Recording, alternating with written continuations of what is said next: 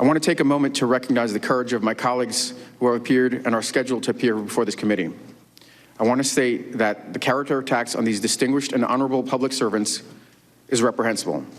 It is natural to disagree and engage in spirited debate, and this has been the custom of our country since the time of our founding fathers. But we are better than personal attacks. The uniform I wear today is that of the United States Army.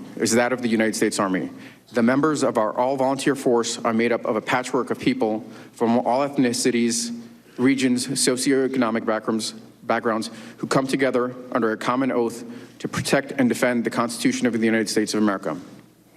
We do not serve any political party, we serve the nation.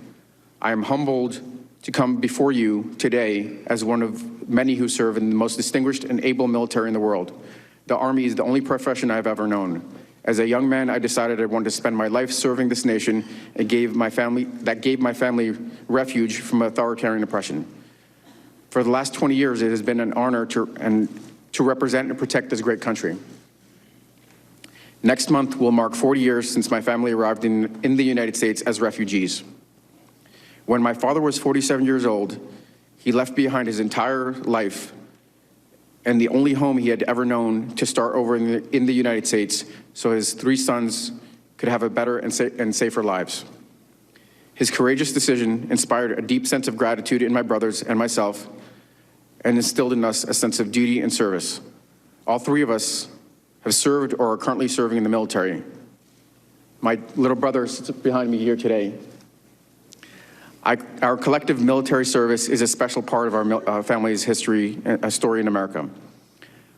I also recognize that my simple act of appearing here today, just like the courage of my colleagues who have also truthfully testified before this committee, would not be tolerated in many places around the world.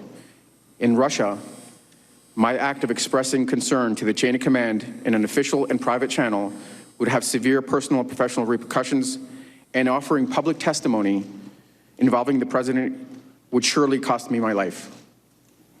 I'm grateful to for my father's brave act of hope 40 years ago and for the privilege of being an American citizen and public servant, where I can live free of fear for mine and my family's safety. Dad, I'm sitting here today in the US Capitol talking to our elected professionals is proof that you made the right decision 40 years ago to leave the Soviet Union and come here to the United States of America in search of a better life for our family. Do not worry, I will be fine for telling the truth. Thank you again for your consideration. I'll be happy to answer your questions.